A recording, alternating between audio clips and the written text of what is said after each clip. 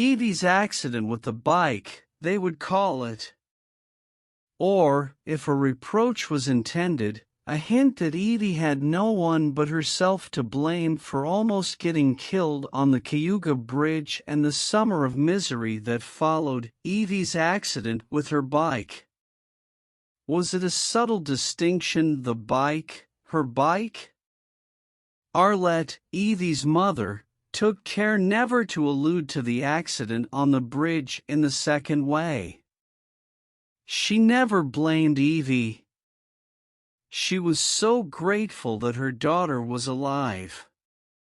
To think that you almost died, Evie, on that bridge. And we didn't even know where the hell you were. How could you sneak away like that, without telling me? That had been the hurtful thing. Without telling me. But she didn't allow Evie to know that. She wasn't that kind of mother. Early that morning, Arlette had enlisted Evie to help her prepare food for an outdoor reception that she was hosting to celebrate a niece's engagement. Mother and daughter working as a team in the kitchen. In the backyard, the boys helping their father to set up rental tents, tables, and folding chairs. 48 guests. For weeks, Arlette had been anticipating this day. On the kitchen wall calendar, June 23rd was circled in red marker like an exploding nebula. And now rain was forecast for late afternoon. They would be huddling beneath dripping tents, instead of spreading out over the lawn, where banks of bridal wreath and crimson peonies were blossoming. It had been a season of squalls and rainstorms. Mid-morning, the sky was pale and featureless, no rain clouds in sight. But, in Strikersville, storm clouds could take shape within minutes. Thunder in the distance like a sound of rolling barrels, lightning, walls of quick pelting rain, then within an hour rays of sun breaking through the darkened sky, as if it were the most natural thing in the world. Since she'd first set the date for her niece's reception, Arlette had had difficulty sleeping. Frequently, she woke from dreams of food, guests, weather. Kevin laughed at her, she'd become so fixated on food. Appetizers, entrees, desserts were roiling fevers in her blood. A summer buffet meant cold things, platters of sliced turkey breast, Virginia ham, roast beef, German potato salad, coleslaw, sweet corn, deviled eggs, tomatoes, a green salad of romaine lettuce, Boston lettuce, fresh basil. Everything freshly prepared, nothing acquired ready-made from a food store or the farmer's market. The sourdough bread Arlette would bake that very morning, anyone who entered the house would be met with the mouth-watering aroma. A fruit platter, artfully arranged, pineapple chunks, melon balls, pitted black cherries, strawberries, blueberries, raspberries. Banana cream pie, angel food cake with chocolate chiffon frosting, several flavors of ice cream. Kevin had agreed to let their well-to-do older friend Rob Nash provide the more costly drinks: wine, whiskey, vodka, gin. Cassie, the niece, was deeply moved that Arlette was hosting the party for her and her fiancé, though she said, weakly, "You know, you don't need to do this for us, Aunt Arlette. A catered reception would be so much easier. No fuss." It wasn't fuss, Arlette protested, hurt. Cassie's mother had passed away 3 years before, and it seemed to Arlette the least she could do for her sister. Kevin thought that a caterer was pretentious. Nothing got Kevin as riled up as people putting on airs. He took pride in their 3-acre property at the edge of Strikersville. Bi-level ranch, white aluminum siding, shingled roof. Mowed the lawn himself on a tractor mower. With a chainsaw, he kept the trees and shrubs on the property trimmed. From the redwood deck, built with the help of a carpenter friend, you had a scenic view of farmland, the rolling foothills of the Chautauqua Mountains. Kevin was a part owner of Ace Hardware at the mall. Shaking hands with customers 6 days a week, convivial, good-hearted.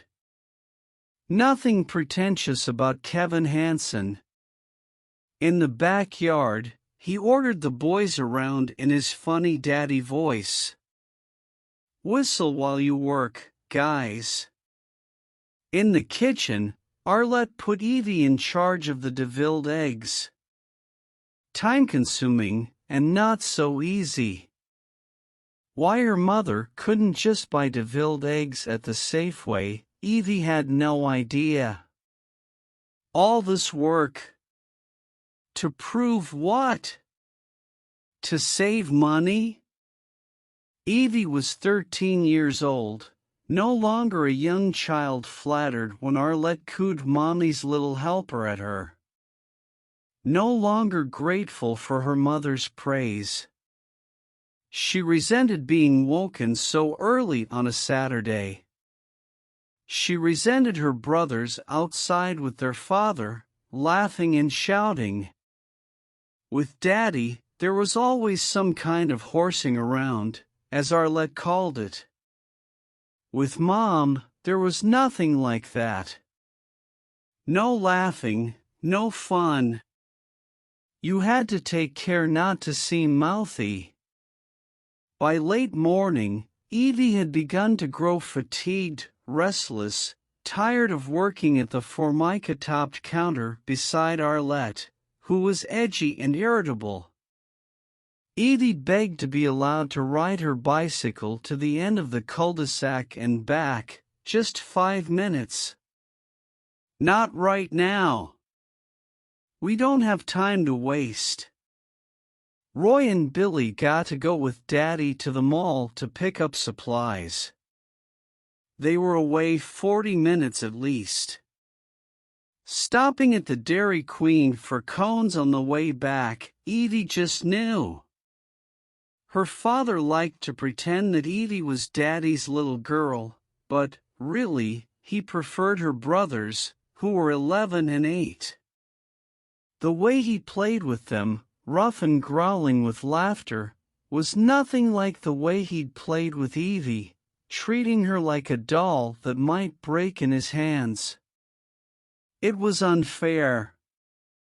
Evie was captive in the kitchen, preparing 3 dozen devilled eggs, which had to be done in stages, a dozen eggs at a time.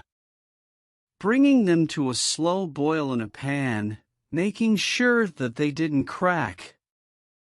Cooling them in cold water in the sink. Removing the shells required precision and patience, which Evie didn't have, so the task took twice as long and was messy. Bits of eggshell stuck to the rubbery egg whites, and Evie had to pick them off one by one with her nails. And that was just the preliminary step. Now came carefully scooping out the hard-boiled yolks. Mashing them in a bowl with a fork, mixing in mayonnaise, lemon juice, vinegar, paprika, red pepper, salt. Then spooning the mixture back into the egg whites, taking care not to ruin them. At the Safeway, you could purchase devilled eggs on a large plastic circular platter with shallow indentations for the eggs so that they wouldn't slip and slide onto the floor. Evie, pay attention. We don't have time to waste. It's almost noon. Evie lifted a plate precipitously, and 2 eggs slithered to the floor. Oh, damn. Half sobbing under her breath, but of course Arlette heard. Watch your mouth, young lady. Finish up those eggs and put them in the refrigerator with waxed paper over them. The things you hear yourself uttering. Watch your mouth, young lady. And your daughter staring at you like she hates you. Problem was, her role in all this was mother. Someone had to be mother, and Arlette was it. Kevin was one of those exasperating fathers. If the kids were dogs, he was the parent to let them run off leash, secure in the knowledge that the mother would discipline them and keep them not only alive but presentable before the sharply assessing eyes of others. Others meaning family, in-laws, relatives, neighbors, friends, and acquaintances with whom you'd gone to school, whose scrutiny you could not ever elude. Excuse me, Arlette, honey, d'you mind?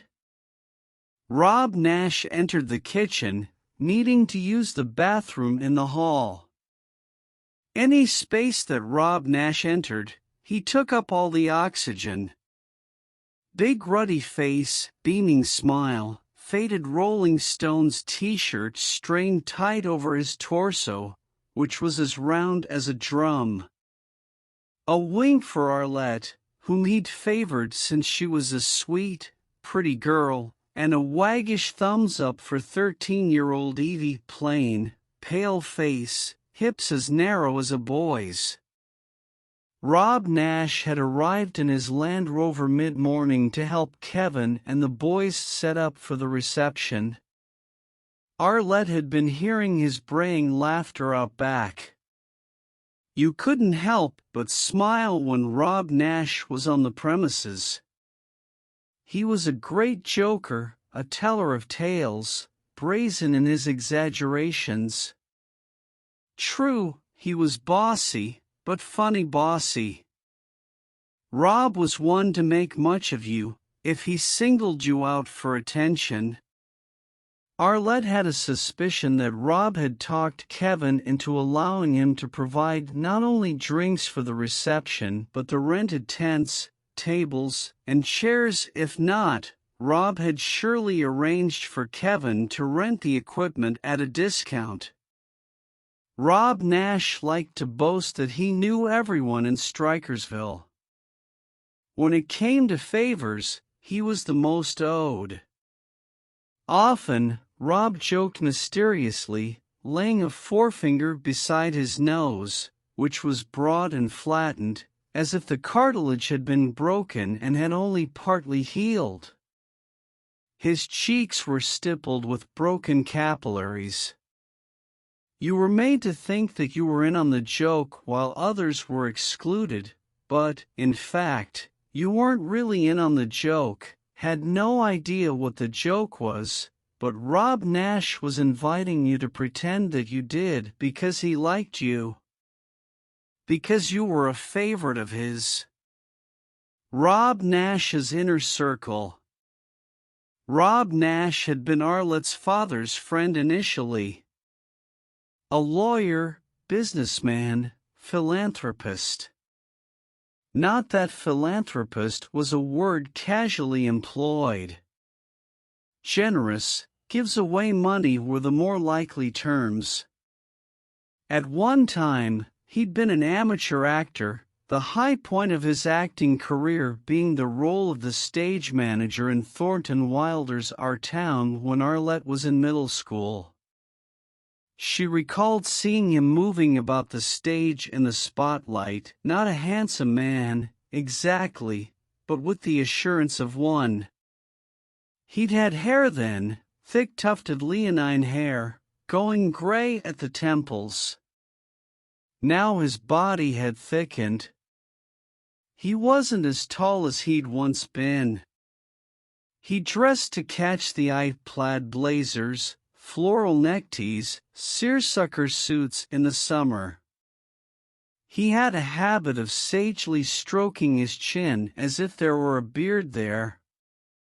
His speech was liberally sprinkled with profanities and obscenities when he was in the company of men, Arlette knew, but, in the company of women, he took care to speak courteously. He had been married twice, divorced twice. Arlette had a vague memory of the wives, both pale blonde women, stylish. No children. Often, Rob expressed disappointment over this. Life disappointed him. Women disappointed him. But he didn't dwell upon the past. He was a progressive, or what you'd call a progressive conservative.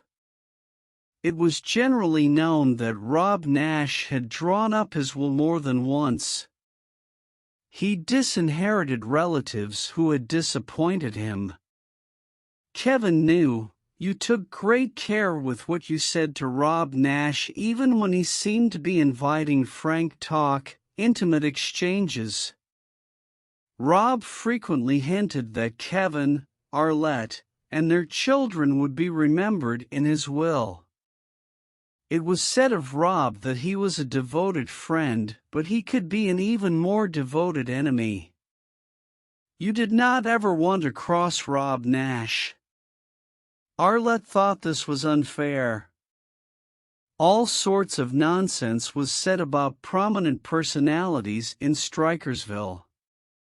She'd never had the slightest feeling of unease around Rob. He was like an uncle to her. She'd basked in his attention as a girl. He'd given her gifts, cashmere sweater sets, charm bracelets, a $100 gift certificate for Strikersville's leading clothing store for women. Rob had lent Kevin money for a down payment on his Ford Ranger pickup, and he'd helped out with the Hansons' property taxes from time to time. How much he'd invested in Ace Hardware Arlette didn't know, but he'd certainly invested something. Couldn't ask Kevin that would provoke a line between Kevin's eyebrows as sharp as the mark of a knife blade in bread dough. Rob Nash lingered in the kitchen, talking and laughing with Arlette as she prepared potato salad. Rob was a shameless gossip, offering tidbits of information about mutual acquaintances, to which Arlette would respond, drawing in her breath, "Oh, Rob, that is not true." Rob had been drinking ale in the backyard, he and Kevin both. The men were most at ease with each other when they were drinking. Rob's face was looking windburned, pleasantly flushed. The faded Rolling Stones t-shirt had risen up, bearing a patch of waxy white, slack midriff. At the other end of the counter, Evie was hoping that her mother's talkative friend wouldn't take notice of her. If Rob Nash addressed her at all, it would be in a teasing way, which she dreaded. She'd been urged to call this friend of her parents' Uncle Rob, but never had. Once, she had overheard a conversation between Rob Nash and her parents outside on the deck, heard Rob Nash boasting that he planned to help out with her college tuition someday, for instance, if she wanted to attend a private university like Syracuse or Cornell. "You both know you can count on me, right?"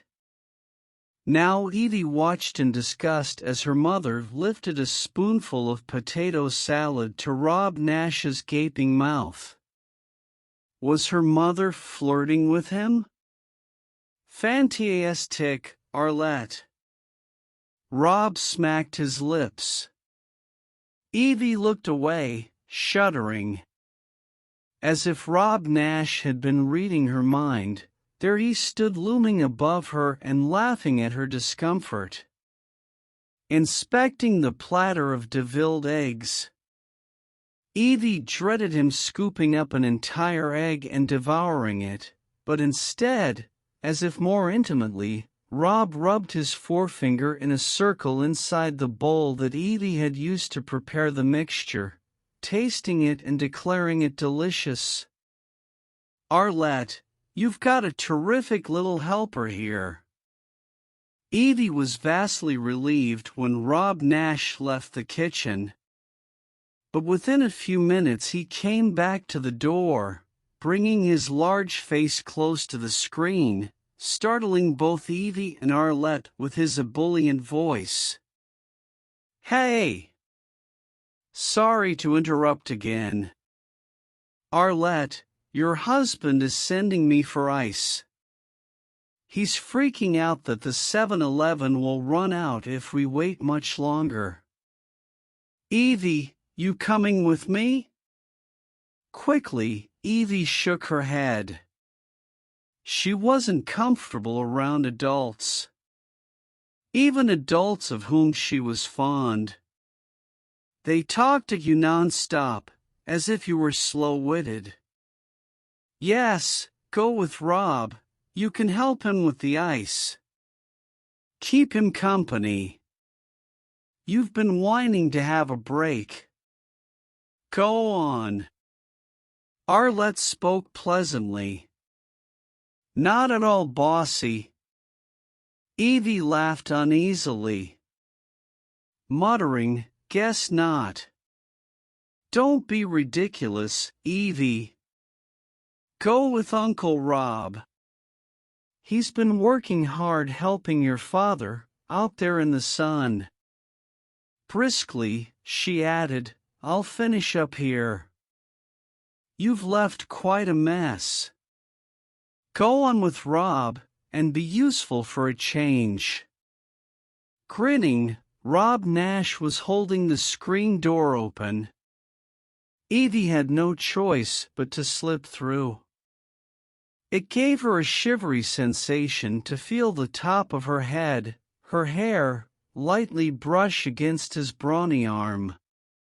So Evie rode off with Rob Nash in his sporty Land Rover to the 7-Eleven in town. They would be gone nearly an hour, but Arlette took little notice since she was on the phone with Cassie, not an urgent call but a time-consuming one. Shortly after that, the phone rang again, and it was a friend explaining why she couldn't come to the party. Sorry for the last-minute notice. Arlette felt her heart pound with dread. What if more guests canceled? Didn't show up? She had made herself so vulnerable. By this time, Kevin had succeeded in erecting the party tent. The backyard was looking cluttered but festive. Arlette was feeling encouraged. Most of the food preparation was done. The refrigerator was crammed. Time for the hostess to hurry upstairs, shower, change into a halter-top summer dress, white cotton percale with splotches of red poppies, belted waist. Blow-dry her dark blonde hair, which felt like a luxury to her, sensuous, as comforting as a caress. Frowning into the mirror as she rubbed moisturizer into her skin.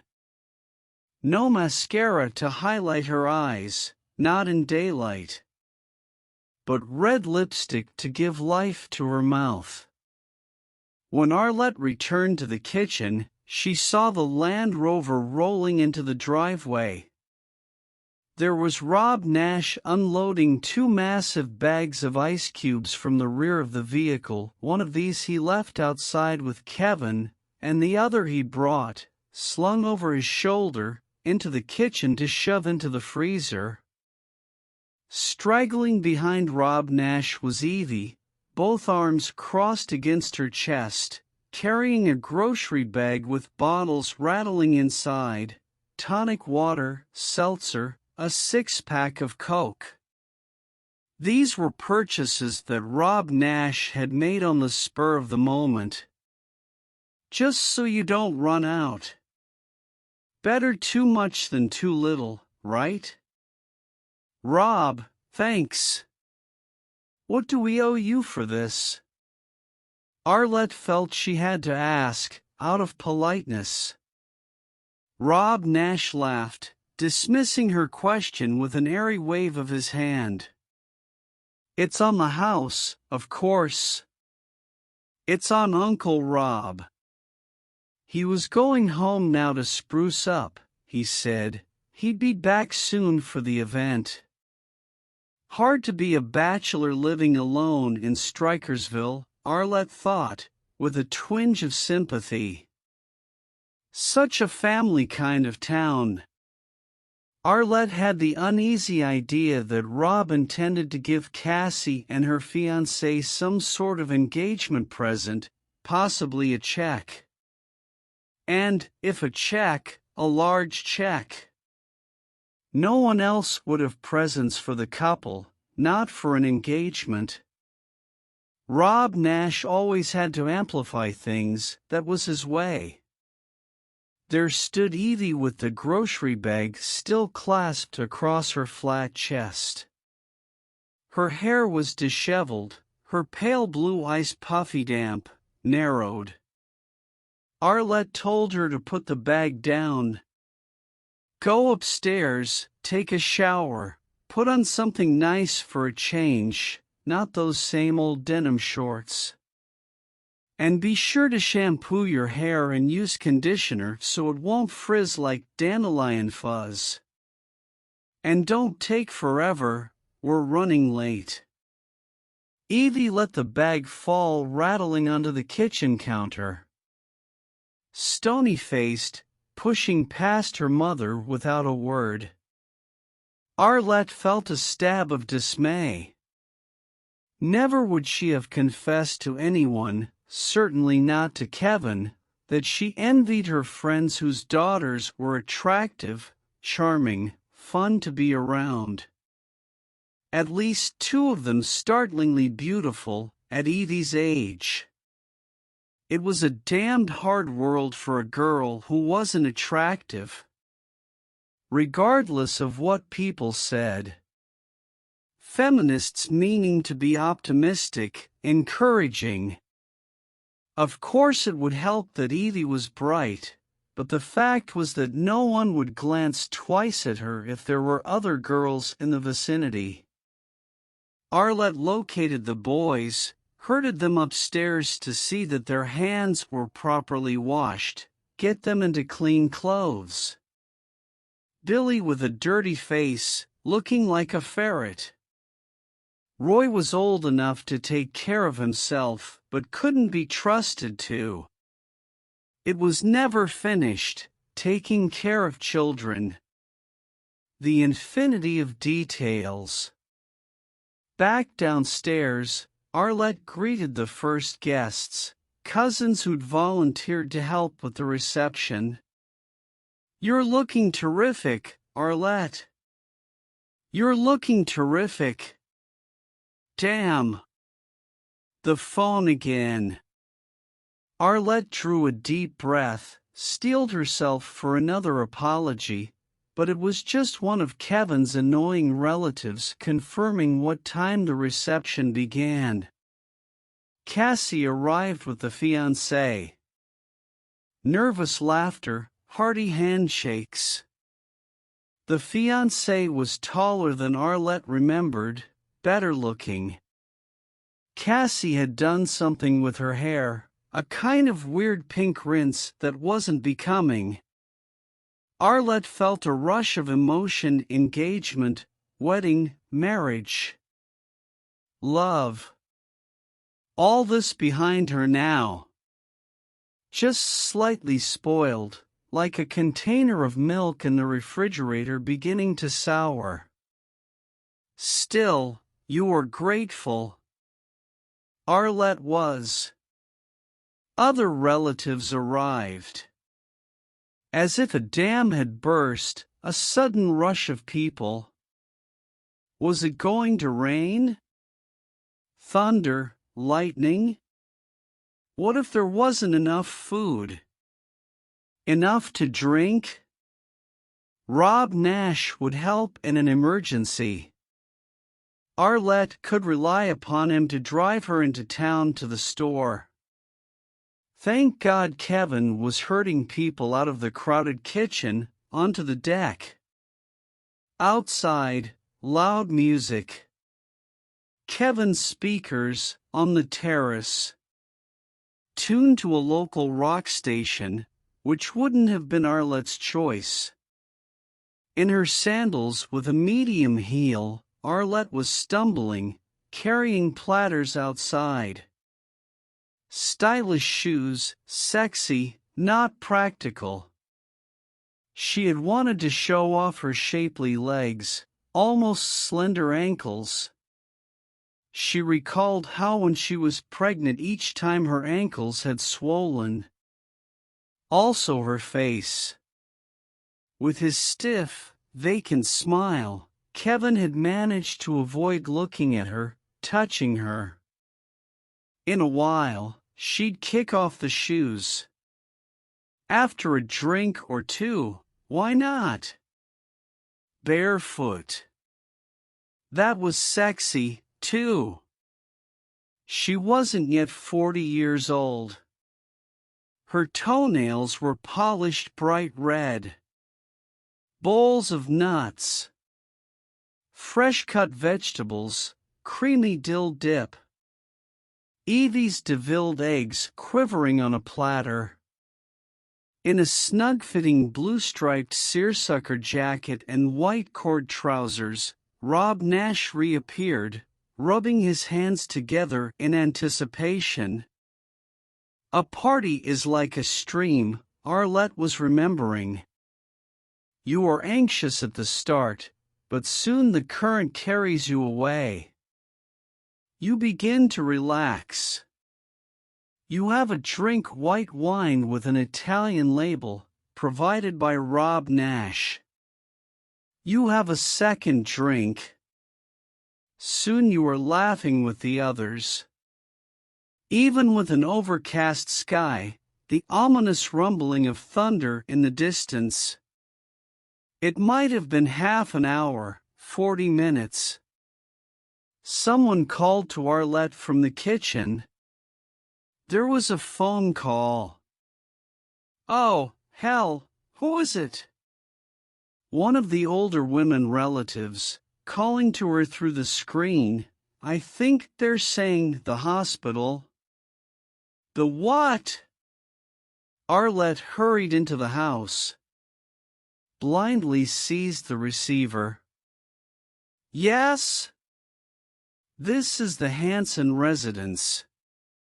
Who is this? In this way, so abruptly, their lives were cut in two.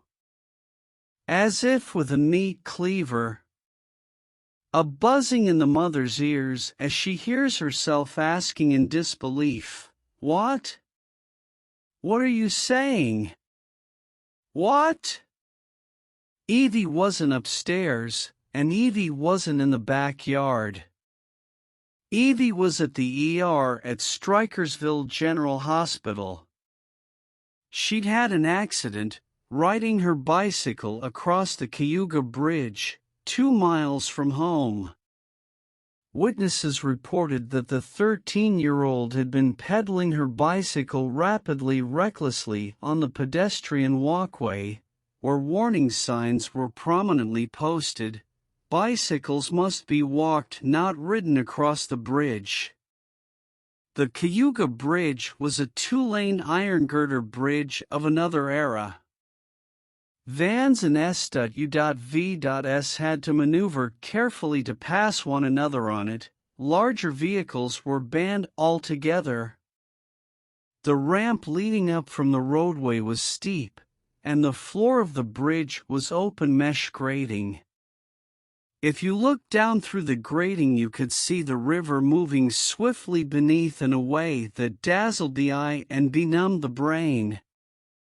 Halfway across the bridge, Edie had to swerve to avoid colliding with a pedestrian, a young mother pushing a toddler in a stroller. There were screams from both the young mother and the cyclist, whose sneakered foot slipped from the pedal of the bicycle in such a way that her bare leg was dragged down below, trapped between the underside of the pedal and the open mesh grating, against which her knee and leg were being scraped raw as the bicycle hurtled inexorably forward.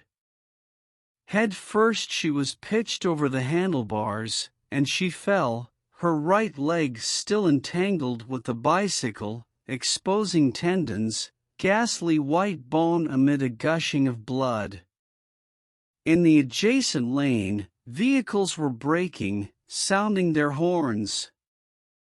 For it looked as though the young bicyclist might tumble into the lane of traffic.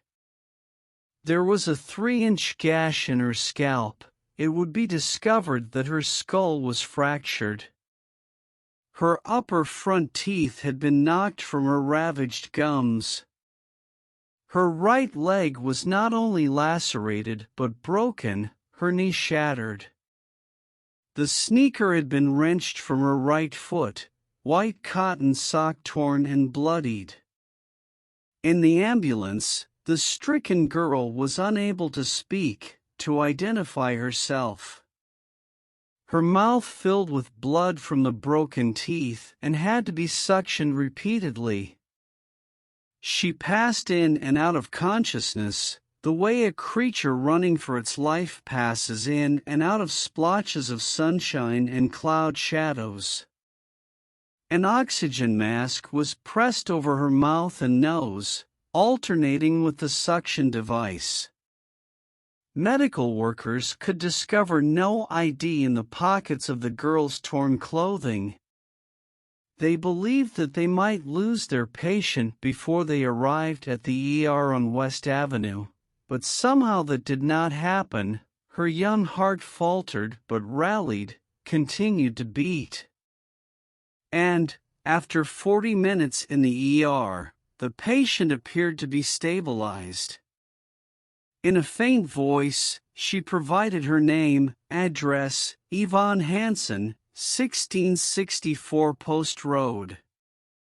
A call was made to the Hansen residence. Both parents came to the hospital, where their daughter was undergoing an fMRI scan, following which, emergency surgery to reduce the swelling in her brain. Later, the parents would recall their vigil at the hospital, which extended well into the next day.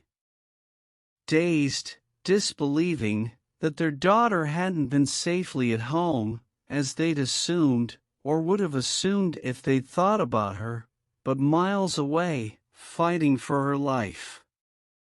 The particular shock of such a revelation, amid the festivity of a backyard party. What? What are you saying? What?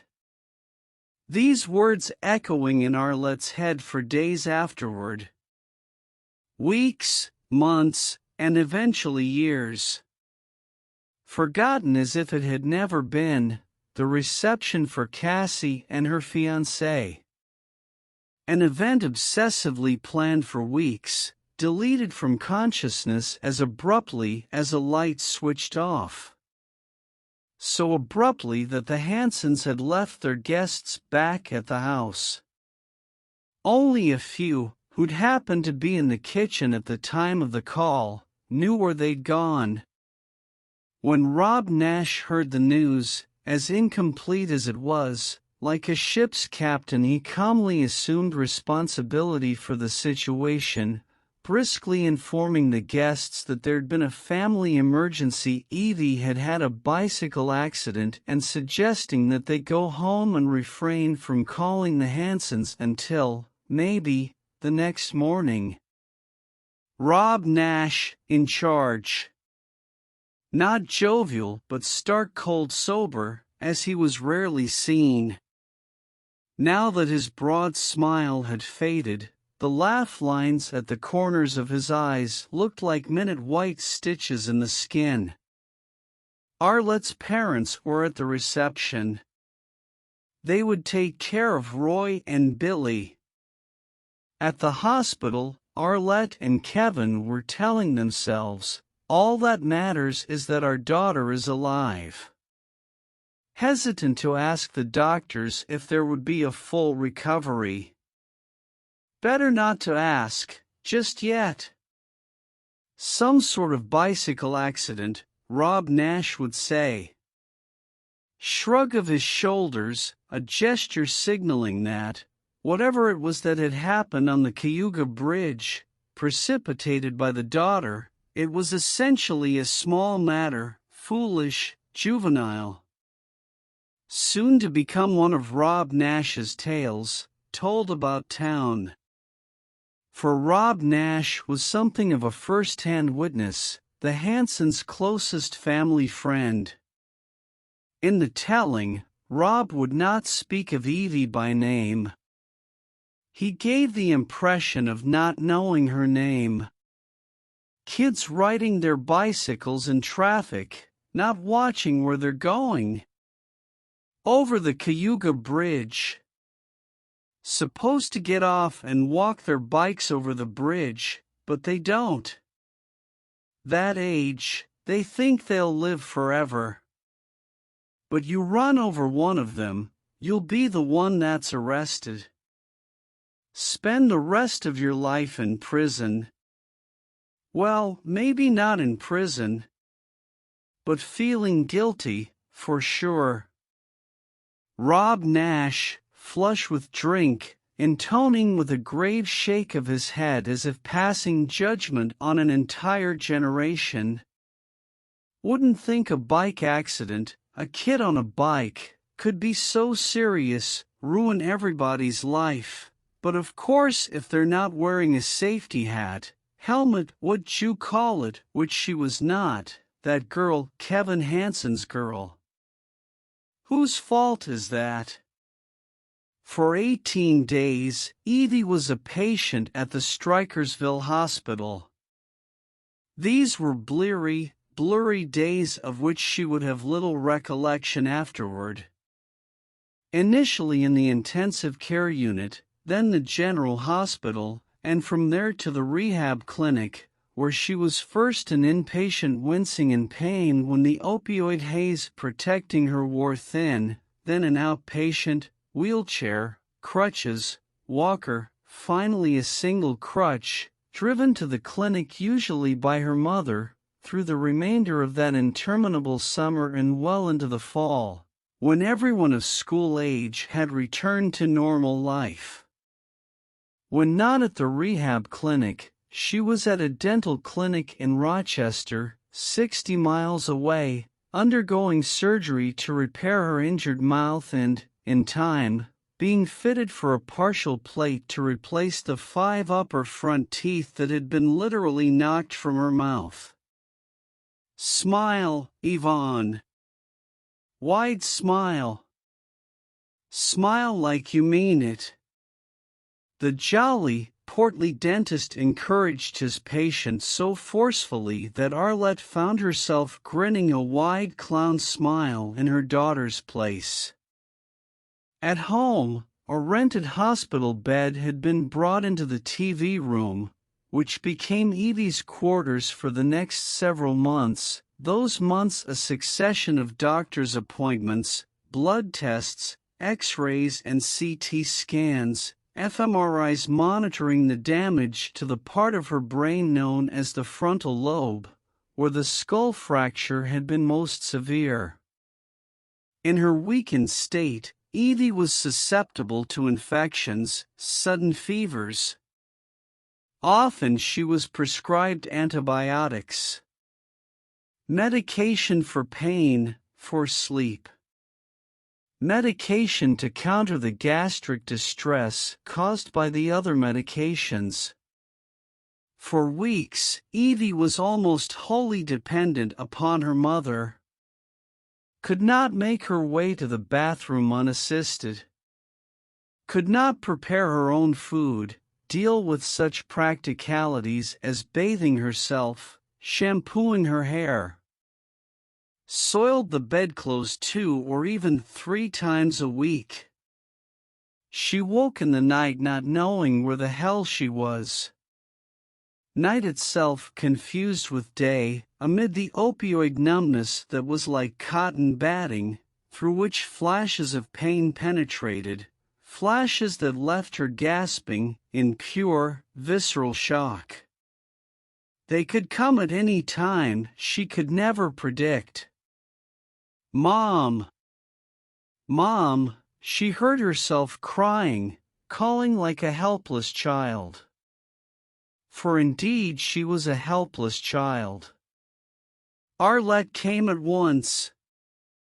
Even in the night, hastily, anxiously.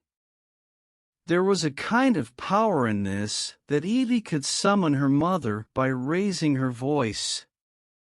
Evie could disturb the entire household if she called out loudly enough, in a voice tremulous with terror. When Arlette asked Evie why she was so frightened when she was safe here at home, Evie answered in a hushed voice, "But I am not safe here. I'm not safe anywhere.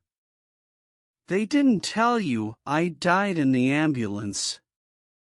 They were afraid of being sued, probably.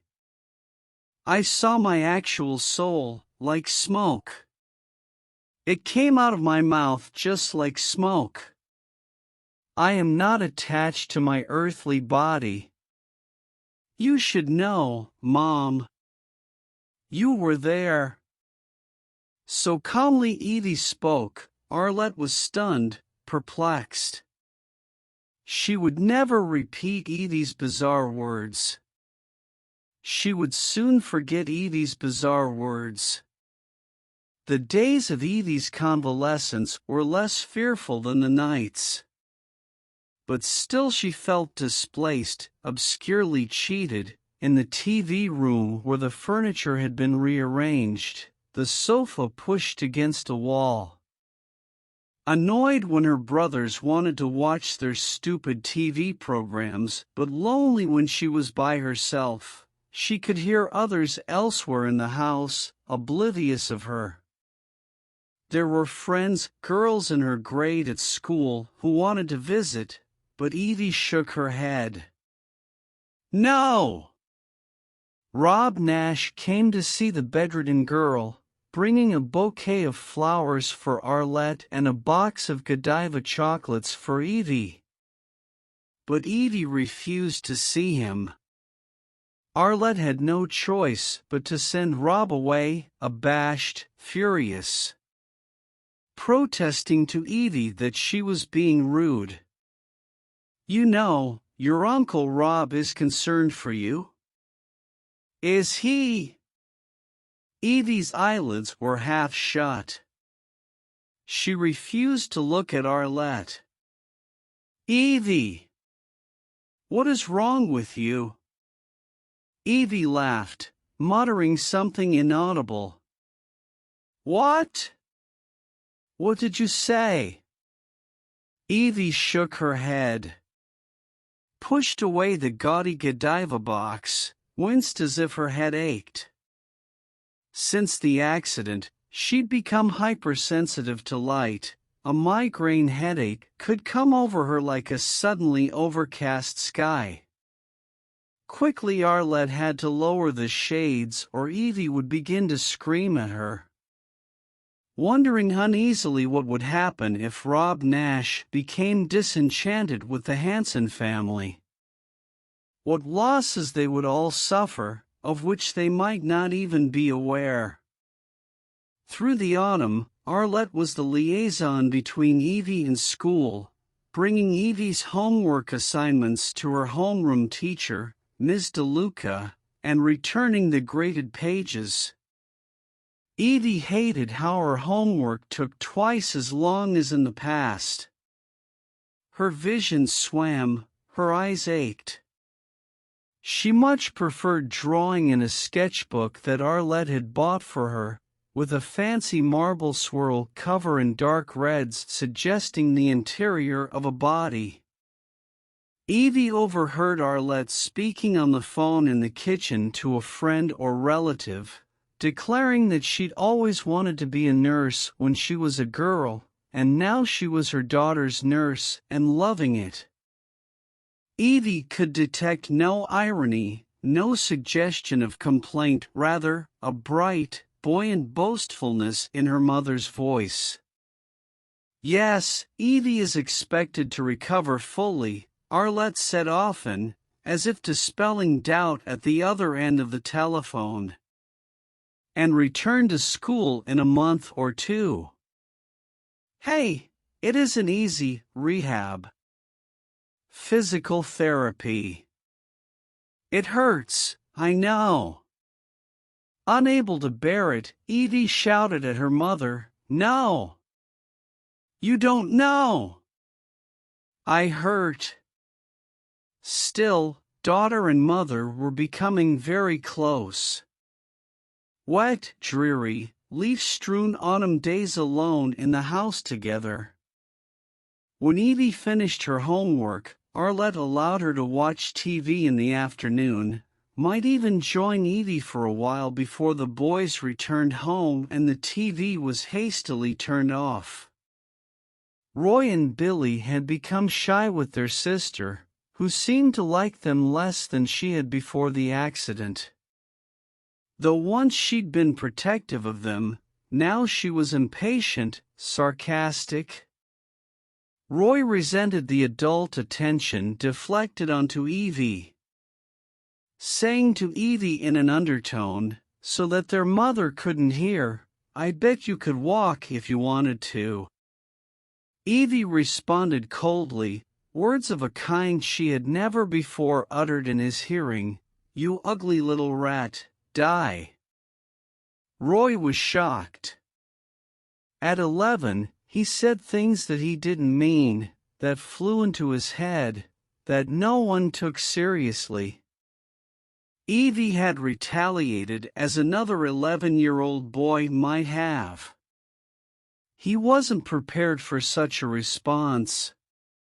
Eventually, with Arlette's assistance, Evie made her way into the sunroom at the side of the house, which was glassed in and heated. This attractive room Kevin had added to the house with the assistance of his carpenter friend. Propped up against pillows on a rattan sofa, Evie drew in her sketchbook for long hours, drowsy from medications. If she lifted her eyes, she had a view of skeletal trees, open fields, and in the distance the foothills of the Chautauqua Mountains. She and Arlette worked on jigsaw puzzles set on a low table beside the sofa. These were large, intricate puzzles depicting American landscapes painted by 19th-century artists Frederick Church, Albert Bierstadt, Thomas Cole. Dreamlike vistas, rivers, skies that could take many hours to complete. Out of mischief, unless it was pure meanness, Evie hid away crucial puzzle pieces so that Arlette searched in vain for them. "Oh, Christ! Where is it?" During these long quiet hours when the boys were at school and Kevin was at the mall, Arlette confided in Evie as she would not have otherwise, telling her how, when she was Evie's age, she was not happy with herself. "There was this game I played in secret.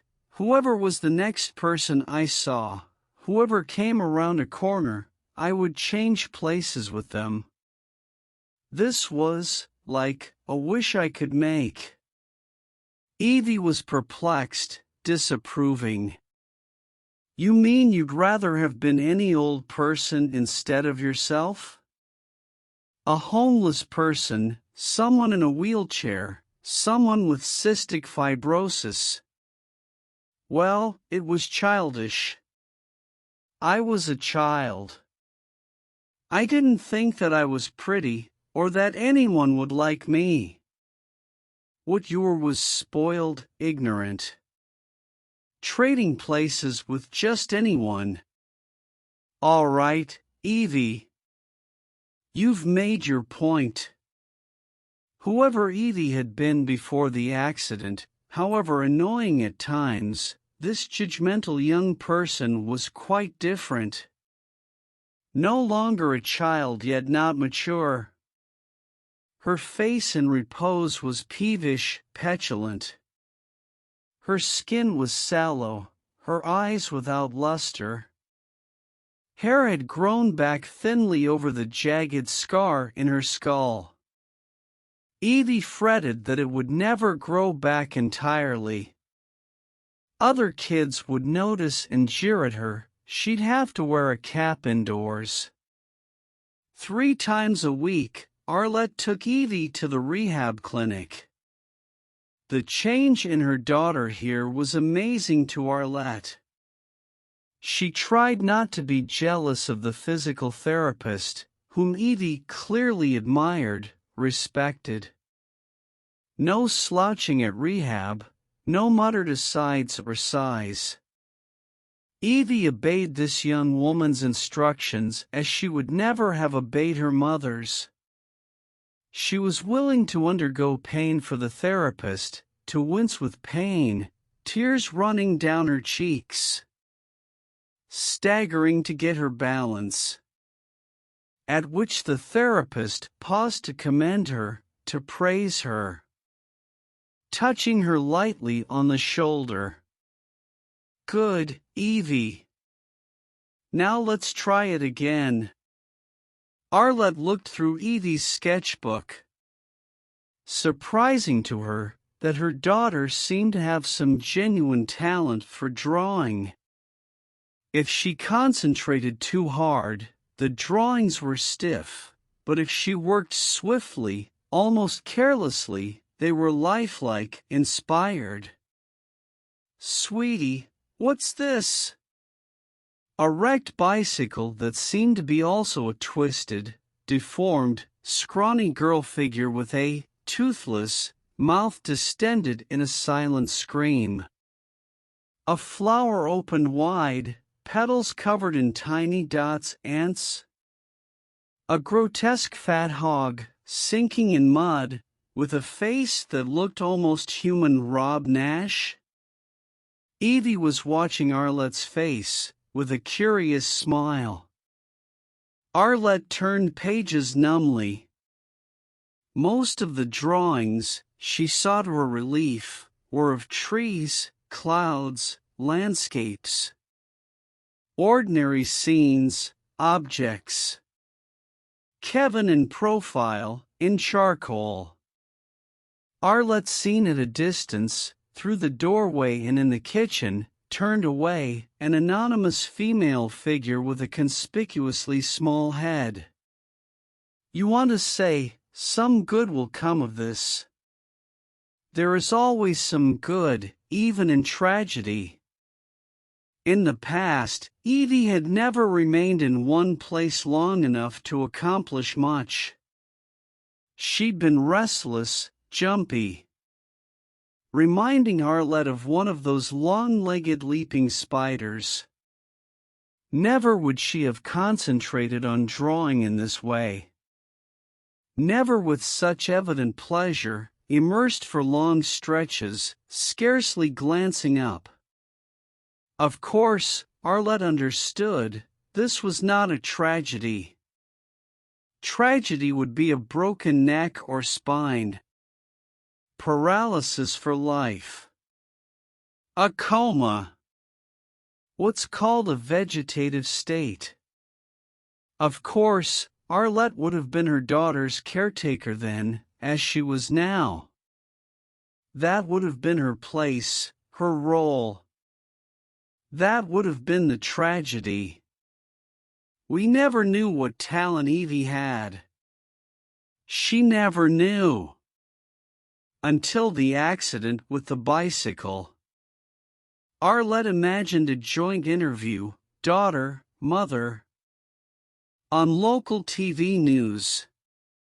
National news. Close-ups of Evie's drawings, portraits. Such pride in her daughter, Arlette shaking her head in awe, gratitude. Yvonne Hansen, of Strikersville, New York. But often, as if to spite her mother, Evie seemed indifferent to the drawings. Some of those that Arlette most admired, Evie tore out, crumpled. "It's just something a million other people can do, Mom. It isn't special." "Well, you are special." "Am I?" Arlette tried not to be hurt by Evie's rudeness. As others in the family were estranged from Evie, and tended to avoid her, she remained close, loyal. Often, she found herself trying to entertain Evie, summoning old memories, telling stories from the past.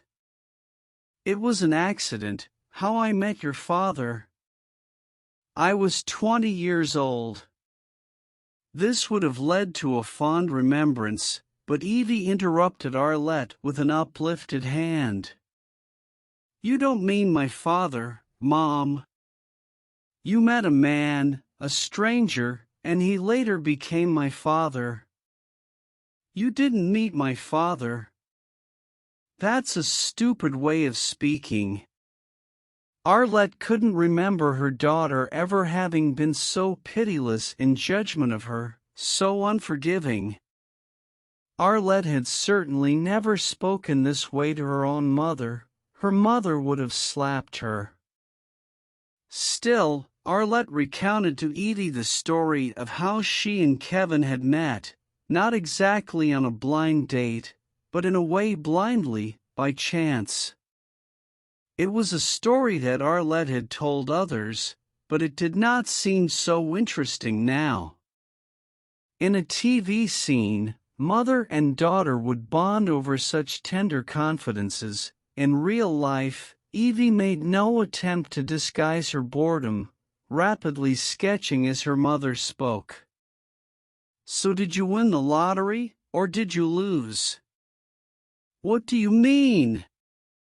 Did you and Dad want a daughter? If you knew who I was going to be, would you have wanted me?" Of course. If you went to an orphanage, and there were other girls there, would you have chosen me?" "Evie, this is unpleasant. What are you getting at? You know you are loved. And I did want a daughter, in fact." "Did Dad?"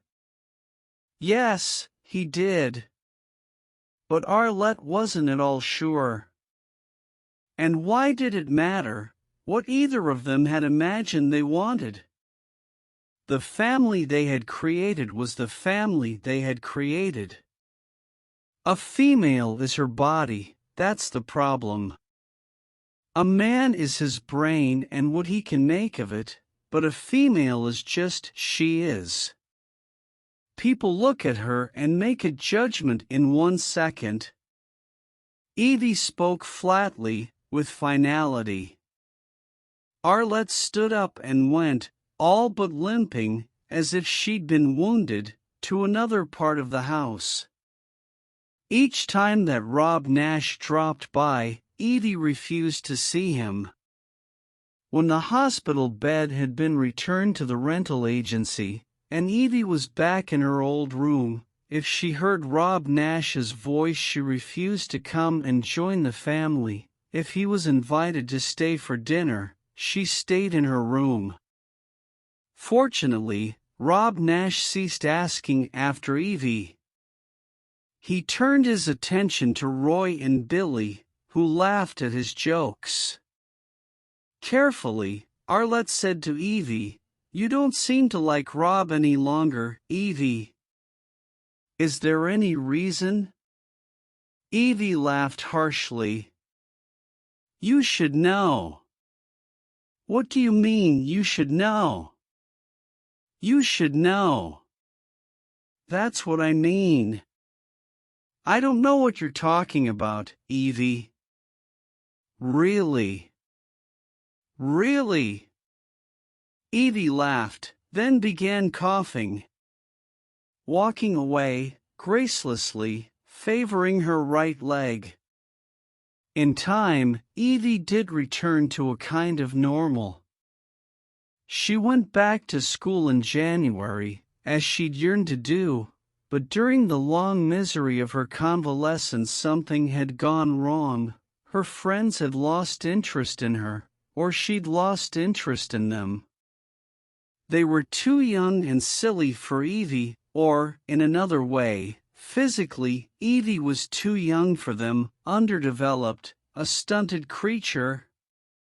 She'd lost the pace. She'd fallen behind. Limping, cursing. Arlette was shocked to hear her daughter muttering under her breath such words as shit, bullshit, fuck all. Her daughter. She tried to take consolation from the fact that friends of hers with high school-age kids were reporting the same behavior. The boys were worse than the girls, of course, but the girls, too, were acquiring dirty mouths. In 10th grade, one of Evie's friends from middle school seemed to reappear in her life, Talia. Arlette had not glimpsed Talia in 2 years or more. Arlette was more thrilled than Evie when Talia invited Evie to a sleepover birthday party. Evie shrugged. I'll go, okay. It's no big deal. But I'm not going to bring any damn present. Of course you're going to bring Talia a present, Arlette said. We'll pick it out together, at the mall. It's okay, Mom. No big deal. You can't show up at a birthday party without a present. You will not. At the mall, shopping for a present for Talia, who would be 15. Nothing too fancy, but nothing too cheap either. They finally agreed on a purple suede handbag with a shoulder strap that had cost twice as much as she'd expected to pay. Evie conceded, it's okay. It's kind of cool. Thanks, Mom. When Arlette happened to encounter Talia's mother not long after the sleepover, she seemed not to know anything about it. Sleepover? Birthday party? At her house? Was Arlette thinking of someone else? So far as she knew, Talia and Evie hadn't seen each other for a long time. Arlette was stunned. She could not think of a reply. Fleeing home, stricken. Evie lied. Lied to me. Stayed away overnight. With whom? Realizing, later, Kevin will kill me if he finds out. It was her fault, had to be her fault. She had failed to be vigilant. She had failed to be suspicious. She had failed to ask the right questions. She had not driven Evie to Talia's house. Someone else had picked her up outside in the driveway. Nor had she picked Evie up the next day, someone had brought her home. By the time that Arlette dared to confront Evie about the sleepover, it was too late. Evie did not seem surprised to be discovered, however belatedly. She claimed that she'd told Arlette that the sleepover had been canceled. She'd gone to the movies with other friends that night, girls whom Arlette didn't know, nor did Arlette know their mothers. "It's no big deal, Mom. But where did you spend the night?" "That's what I'm asking." Evie shrugged, stalking off to her room as if she'd been insulted, exaggerating her limp. From that point onward, Arlette knew that she could not trust her daughter. How heartbreaking it was. The two had been so close during the long winter of Evie's convalescence, when Evie had been so weak, in pain, leaning desperately on Arlette, as if she were a crutch. She had been a crutch. And now she's punishing me. Why is she punishing me? The convalescence had become confused, in Arlette's mind, with Evie's early childhood. The unspeakable intimacy of mother and infant. Arlette had been a terrified new mother, unsure of herself. Unsure of her ability to keep an actual baby alive. But infants don't remain infants. Invalids don't remain invalids. Eventually, a crutch is cast aside. No one wants to recall a damn crutch. In high school, Evie's grades were erratic, unpredictable. Her enthusiasms, like her hatreds, came in surges and faded. She rarely spoke of her teachers except with derision. She had lost, it seemed, her ability to skim pages of homework, to assimilate what was essential. But she loved the sketchbook that Arlette had purchased for her. When the pages ran out, Arlette purchased another. In this sketchbook, Evie drew penguin-like figures with broken feet and gaping toothless mouths, lurching about like drunken persons. Tirelessly, she drew humanoid figures, clownish, missing parts of their bodies.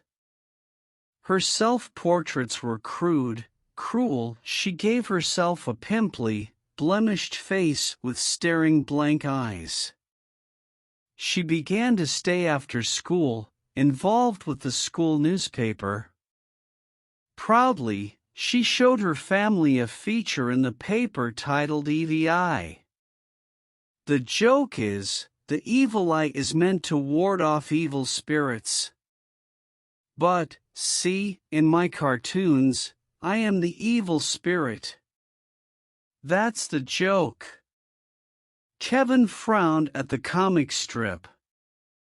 Clearly didn't know what to think and wasn't sure that he approved. Arlette stared, smiling. For a mother must always smile. Gosh, honey, this is so professional. Her daughter had an undeniable talent for caricature, which meant cruelty with a comic twist. Or comedy with a cruel twist. Were these caricatures of actual people at school? Arlette wondered. Classmates of Evie's? Teachers? Or were they just generic figures, foolish, self-important, vain, obese or skeletal thin, with spindly legs, bumpy breasts, stalk-like necks? One of the females' fat lips, jowly cheeks, insipid little smile seemed to resemble Arlette herself. And there was the loathsome hog, with an ugly snout face, features so cleverly arranged that they suggested, unmistakably, Rob Nash. Though Kevin didn't seem to recognize his old friend. Staring at the hog caricature, trying to see how it might be innocently funny. Is this, who, the school principal? Arlette would have winced, except she knew that Evie was watching her face closely. This is wonderful, Evie. like a comic strip in the newspaper. Your teachers must be so impressed. Evie laughed, delighted. More likely, they're afraid they're next. Months later, the news came that Rob Nash had passed away of lung cancer. It had been known in Strikersville that he had been ill for some time, undergoing chemotherapy. Arlette and Kevin had visited him in the hospital several times. Heartbreaking how Rob Nash had changed. His face had thinned, like a balloon that has lost air. There was little joking or banter. He squinted at Arlette and Kevin as if he didn't exactly remember them, the middle-aged couple who'd brought, to his flower-festooned hospital room, a potted African violet wrapped in tinfoil. From somewhere, relatives of Rob Nash had appeared overnight, taking up much of the space in his hospital room, and then in his hospice room. As Strikersville friends of Rob Nash observed cynically, they were like vultures coming home to roost. But would Rob Nash alter his will for these strangers? Or was it too late? Neither Kevin nor Arlette spoke of it, the will. When Arlette told Evie that Rob Nash had passed away, she had little reaction. Who? What do you mean, who? You know who Rob Nash is. Was.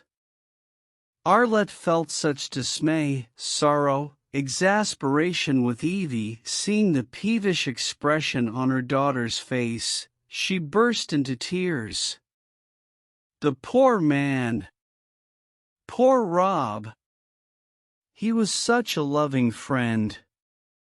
Meanly, Evie laughed. It was an emotional time for Arlette. Really, she'd loved Rob Nash as Rob Nash had loved her. No one would look at Arlette again in quite that way. That special way of his. Kevin was grieving, too. In his stiff, silent way that suggested a deep unease as well as loss. Where Rob Nash's money had gone, how much his estate was worth at the time of his death, no one seemed to know. Maybe he hadn't had as much money as people had thought? As he'd led people to think? That began to be the word around town. With the excuse of emptying Evie's wastebasket, changing her sheets, Arlette discovered, in a drawer in Evie's desk, some very ugly, obscene Japanese comic books. Schoolgirls in school uniforms doing disgusting things to old Japanese men. Graphic novels, picture books. YA novels with lurid covers.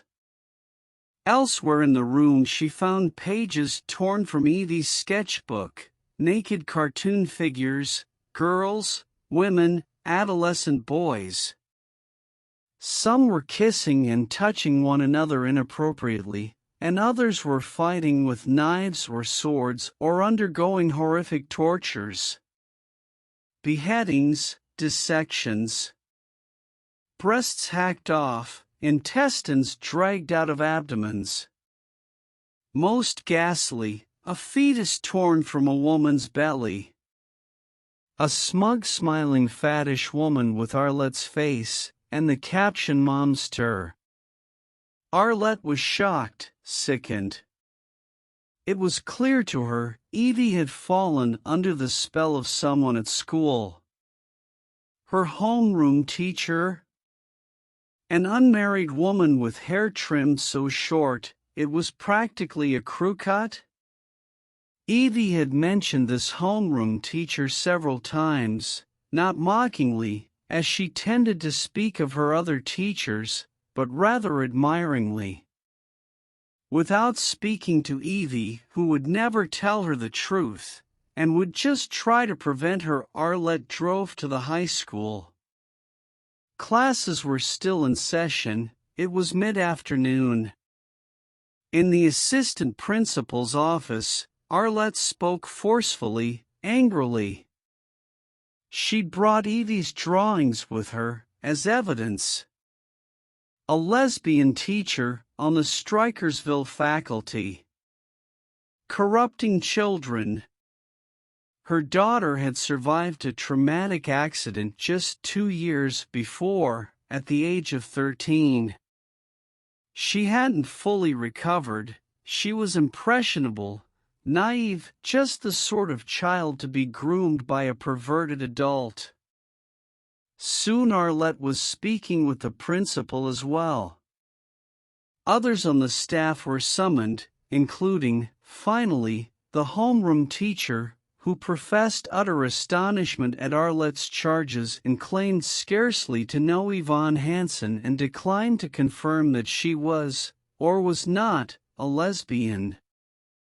By this time, Arlette was sincerely upset. The sound of her own voice, high-pitched, quavering with indignation, roused her to further excitement. The more calmly the others spoke, the more upset Arlette became. She threatened to go to the media. She threatened to call the police, a lawyer. At the same time, she didn't want her daughter to be personally involved. Evie is too sensitive. She had a brain fracture. She almost died. I just need to know that she's protected here at school. We need to know her father and me. Though involving Kevin was the last thing that Arlette wanted. Any kind of fuss that might have a public aspect to it, anything that might get into the newspapers and be bad for business, Kevin would not wish to be involved in. Following this incident, Evie was transferred to a different homeroom. The teacher was not fired, to Arlette's disappointment, nor even suspended from teaching, but allowed to complete the school term. She then transferred to another school in the district. Of course, Evie soon learned what had happened. She was humiliated, furious. She refused to speak to Arlette, even to remain for very long in a room with her. She accused her mother of ruining her life, a life that she had already ruined once. Evie began skipping classes. Skipping school altogether. She stayed away overnight, over an entire weekend. She was spending time with a new friend, a girl who'd graduated from Strikersville High several years before and was now working at the Target store at the mall. She left messages on Arlette's answering machine. I'm okay, I am not going to hurt myself. You have done that for me. You can't bring me back in chains. I will return when I am ready. This is my own life needing to be saved. Very little they could do. The Strikersville police listened patiently but never did a thing. A runaway was not a top priority in Strikersville, in the way that an abduction or a kidnapping would have been. It was pointed out that Evie had voluntarily left home, and was still attending school, in fact. Not every day, but frequently. There was no evidence that she was being held against her will. And there was no reason to think that she wouldn't return home. Most runaways did, fairly soon. Indeed, Evie did return home sometimes, when she wasn't with J.D. or with Carol, Ernie, Smithy. When she was home, she barricaded herself in her room. She avoided the family at mealtimes. She'd cultivated a sidelong sneer, a sneer of cutting indifference. Arlette was stricken to the heart. Unnerving how, if you smile at another person and that person does not smile back, you feel annihilated, as if your reflection in the mirror had vanished. Evie was well aware of social cues, Arlette thought. She just refused to participate in them. Like playing a game with no intention of following the rules. Laughing at fools who followed the rules. Inquiring of her father, "How are things at Ace Hardware, Dad?" As if the name of the store were quaint, amusing. At 17, she dropped out of school to live with new friends in Rochester, and then in Niagara Falls, where she worked at a farmer's market. She sent a photo of herself in oversized bib overalls, grinning with her perfect plastic teeth, beside a giant, deformed pumpkin that had been carved for Halloween. Having a great time. Working the earth. Earning $. When Arlette called the number that she had for Evie, to invite her home for Thanksgiving, she was told that Evie had left, gone to Illinois with plans to work on an organic farm there. Evie was in the wind, she'd wanted them to know. But she would check back in when she could. It was months before they heard from her again. Then, just a hurried call. "I told you, there's nothing to worry about. No big deal. I'm going to hang up if you start crying, Mom. I will not be emotionally blackmailed." A postcard from Denver, the Rocky Mountains in day-glow colors, a hastily scrawled note, barely decipherable except for "Be well. Love you, E." Postcards from El Paso, Albuquerque, Los Angeles. Shasta, California. It was believed in Strikersville that Evie Hansen had gone off to college somewhere distant. As, in time, Billy went to the State University at Plattsburgh, by the Canadian border, to study computer science. Roy enlisted in the Army and was away for several years before returning to work at Ace Hardware until Kevin retired early, for health reasons, and Roy took over the store. "Because I died once, I am not afraid to die again. Because death is all around us and in the air we breathe. Because death is in the soil, I love to sink my hands into the soil. I love to dirty my face.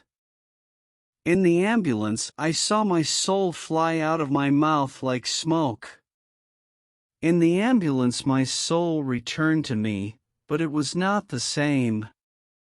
When you came to see me in the hospital it was too late. I had died then and was not your daughter. The cord had been broken, you never understood. What you believe to be family is just an accident. There is no meaning in accident." The envelope from Evie was postmarked Traverse City, Michigan. Inside was a thick swath of handwritten pages. Arlette wiped at her eyes as she read the letter, passing the pages to Kevin, who was having difficulty reading with his bifocals. The handwriting was slanted, urgent, in purple ink. It might have been a stranger's.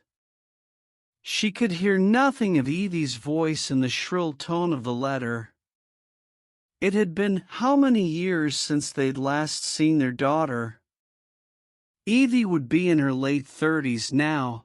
Arlette had a difficult time imagining any age for her at all. Kevin said irritably, "Can you read this?" Chicken scrawling. "You want me to read it aloud?" "Don't bother." Kevin. "Oh, all right. Go ahead." Arlette read slowly, with difficulty. It seemed to her that Edie was talking to herself. In the margins of the letter were small grotesque cartoon faces. Arlette wondered if Edie was right, that family was just an accident. There'd never been any connection between any of them, and Edie, thrown violently from her bicycle at 13, was the only one to perceive this. She isn't herself, Kevin. Whoever wrote this, it isn't Evie. Who is it then? Christ! Kevin spoke in disgust, knocking the pages from Arlette's fingers to flutter and fall to the floor. 3 weeks after Kevin died, and his obituary appeared in the Strikersville Gazette, a call came to Arlette from Evie, living now in Bolton Landing, in the Adirondacks, about 300 miles east. Kevin had been just 63 when he died, of a sudden heart attack. Arlette was 61. Not old. Not old at all. When she heard her daughter's voice, Arlette's first thought came in a rush of hope. She will come home now. She will live with me now. In an agitated voice, Evie was demanding to know when exactly Kevin had died. Had there been any warning? When was the funeral? Where was he buried? Where were Roy and Billy? Had they come to the funeral? In the background was a muffled cacophony of voices, as if Evie were making the call in a large room or hall. From what Arlette could gather, Evie was in communication with someone in Strikersville, who kept her posted on the latest hometown news. "You still live in the same house, Mom?" "How will I know where you live?" "Of course I live in the same house. It's the same tacky little ranch house, right? With the aluminum siding? Are you in Strikersville?" "Look out the window, Mom." Arlette hurried to a living room window, facing the road. She could see nothing out of the ordinary. "Are you here? In Strikersville? Evie? Maybe I'm driving around the block. Maybe I'm stalking you, Mom." Arlette ran outside, into a wintry November wind. "Evie? Hello?" Arlette cried into the phone receiver, which had lost its connection so far from the house. At the roadway, Arlette stood shivering convulsively, looking first in one direction, then in the other. Her heart was beating rapidly with expectation. My daughter. My daughter. An approaching station wagon slowed to a halt. "Hello? Is it Arlette? Mrs. Hanson? Is something wrong?" Arlette recognized a neighbor. In her excitement, she couldn't have said the woman's name. "I think my daughter is back. Evie. She's somewhere close by." "Your daughter? The one who went away to college?" "Yes. Evie Yvonne." Arlette stood in the middle of the road, disheveled and confused. Her eyes brimmed with tears from the cold wind. In a kindly voice, The neighbor was asking her if she wanted to be driven anywhere. If she had an idea where Evie was. Distractedly, Arlette shook her head, adding, to be polite, "No, thank you. She's probably on her way. I'll just wait for her." "You could wait inside the house, Mrs. Hanson. She'll know where to find you." "Yes. That's so." Arlette turned away, as if she were going back inside the house.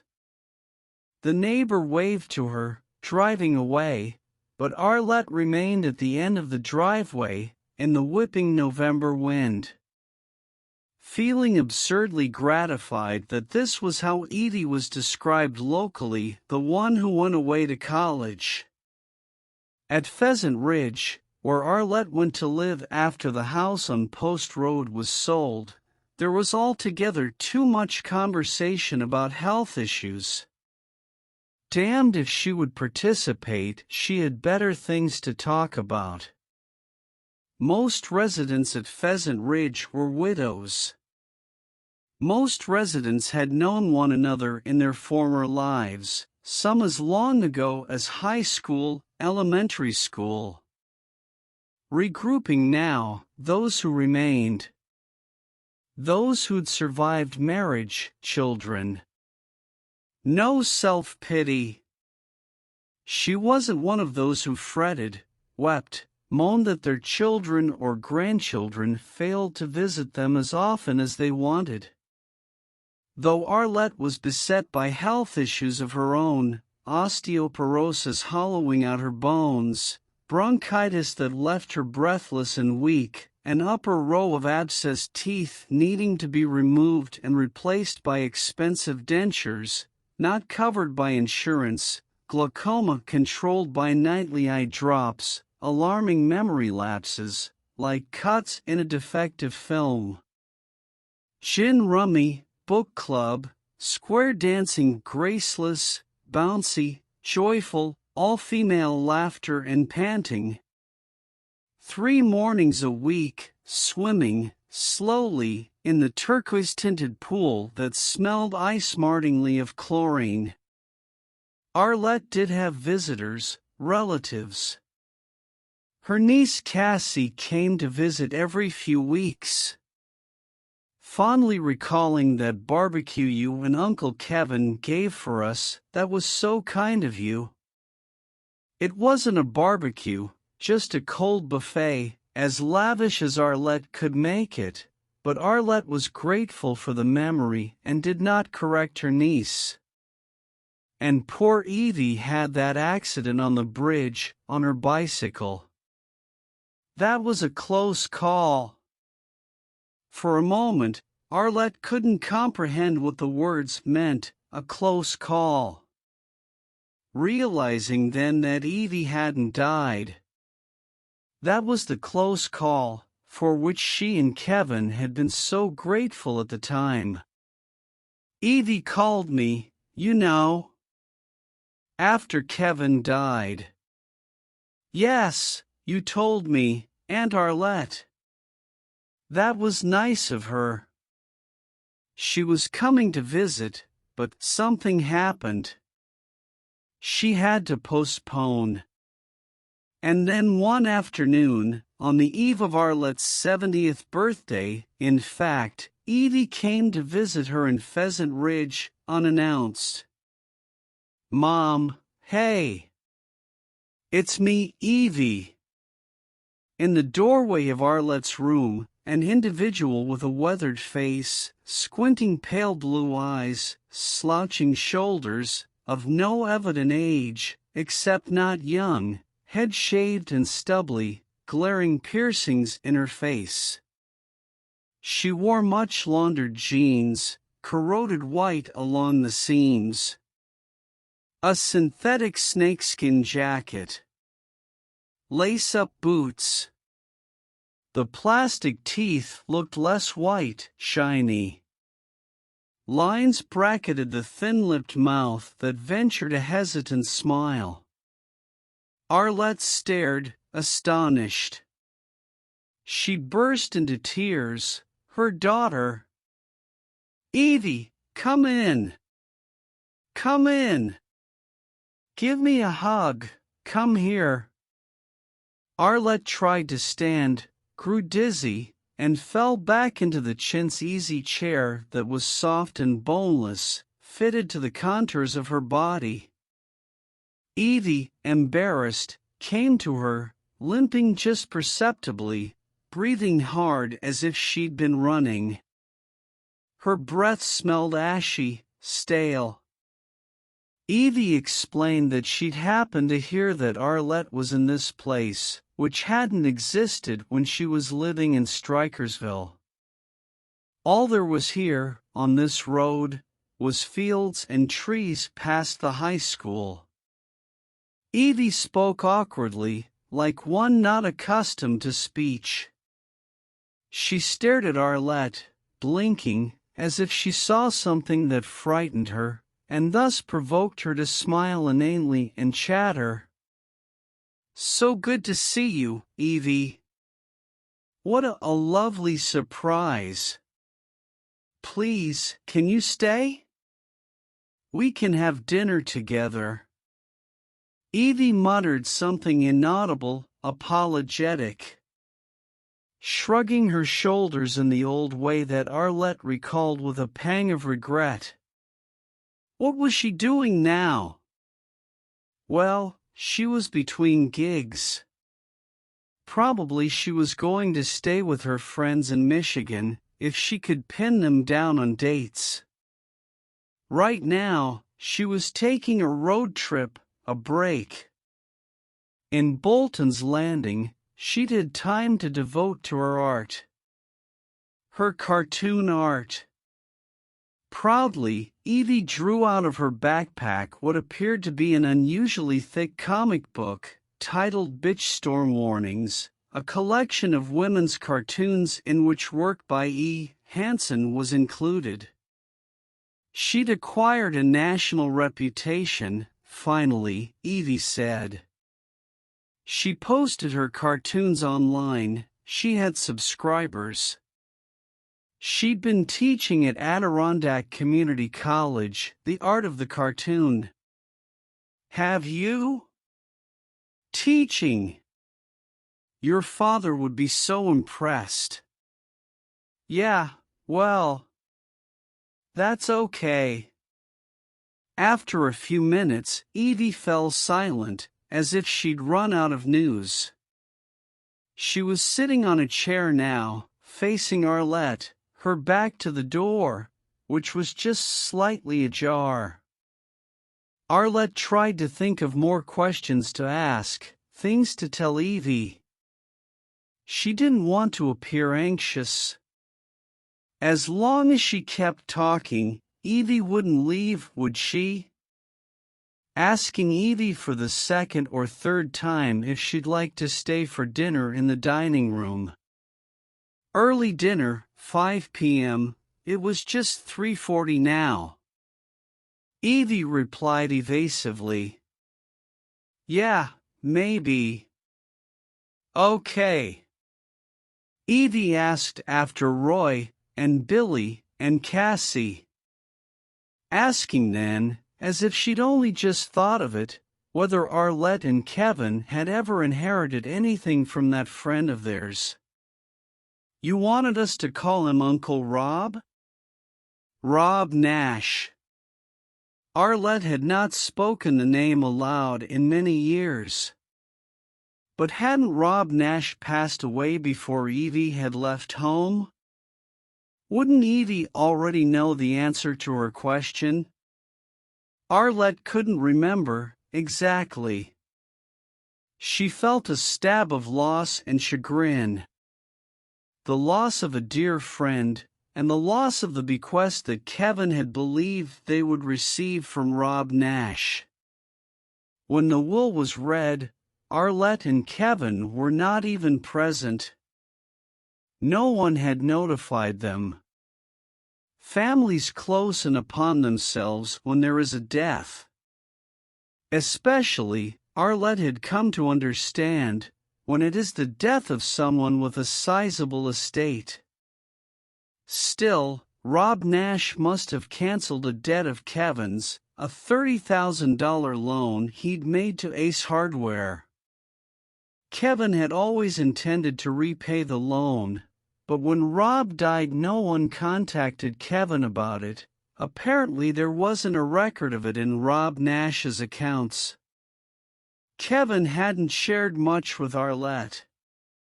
He hadn't wanted his wife to know that Ace Hardware had required a loan. Evasively, Arlette told Edie no, she didn't think so. She didn't think there had been any inheritance from Rob Nash that she could recall. Arlette spoke earnestly, apologetically. Conversational subjects seemed to shift away from her, as if she were reaching for a balloon that eluded her. She could see it, she could see what she meant to say, but she lost concentration. So it was all for nothing. Edie spoke not accusingly, but with a sense of wonder. What was nothing? I can't hear you so well, Evie. I said it was all for nothing, then. That's what I said. Tears welled in Evie's pale eyes of sorrow, or anger, or bafflement, Arlette could not have said. On Evie's knobby right wrist, a smudged tattoo of a bird with wide-flung wings and a sharp beak in profile. Arlette wasn't sure what the subject was. What Edie had been asking. She had to be careful not to agree too readily. In Pheasant Ridge, the predilection was to nod yes, yes, like a yo-yo, Arlette had noticed. A number of the residents were stone-deaf but eager to please, which resulted in misunderstandings. Arlette told Edie that Roy was managing the hardware store now. Still at the mall, same place. Billy had some sort of computer consultant job in Albany. He was what's called a computer whiz. He hadn't got married. Roy had, but was separated. No children. Evie shrugged. Her leathery face betrayed no more emotion than if she'd been hearing news over the radio. Your father left me the house, you know, and the land, and some part of the hardware store, and the rest of it to Roy.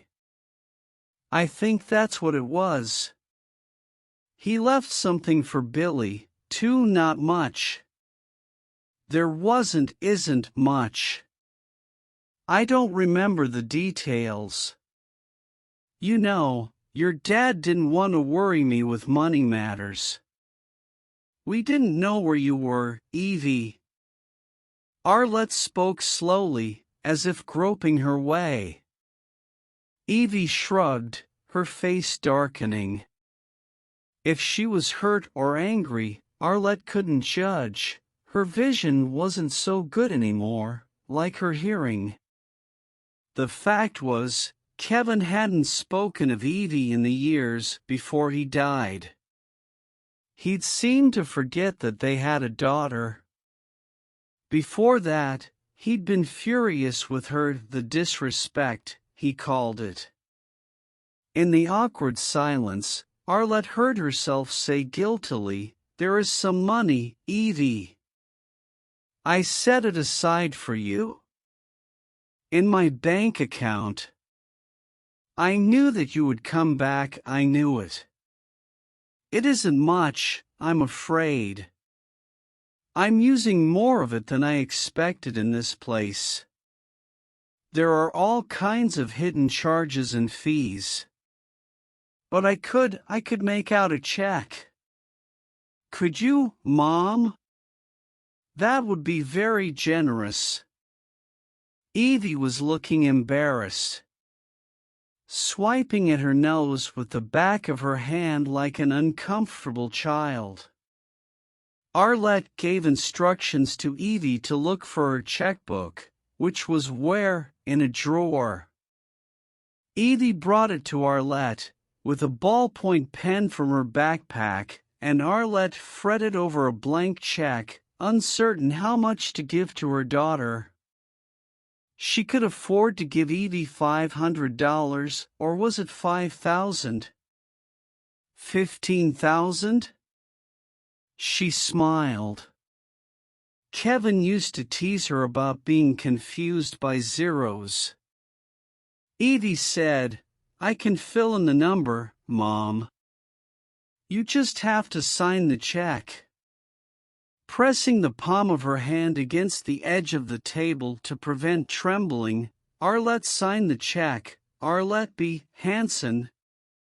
How lowly this was. She was Mrs. Hanson, but there was no Mr. Hanson. "Thanks, Mom." "Gosh. You were very generous. I remember how people always said you were generous. God bless you." Evie's face was flushed now. She'd become elated, animated. She ripped the check out of the book, folded it neatly, and slipped it into a pocket of the snakeskin jacket. Arlette, too, was moved.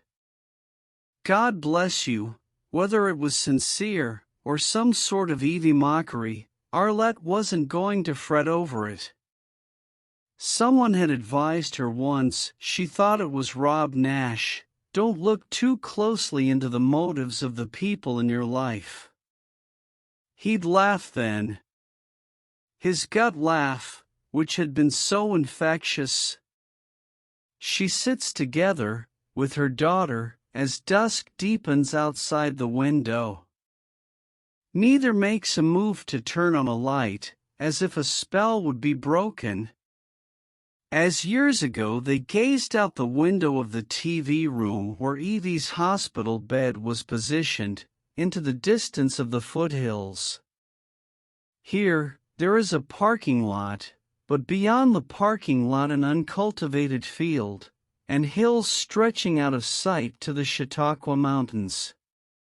Overcast sky like slept-in bedclothes. Comfortable, soft-laundered. Are they waiting for dinner, Arlette and her visitor? The summons to dinner at 5 p.m.? In a related state, Evie is humming, sketchpad on her knees as she rapidly draws a likeness of Arlette in the chintz easy chair, her chenille bathrobe loose about her thin arms and chest. Arlette seems to have been exhausted by the intense conversation, to which she isn't accustomed. Her mouth has become slack, spittle gleaming at the corners of her lips. She'd have rubbed her pale coral lipstick onto her lips if she'd known that a visitor was coming, but she'd had no warning.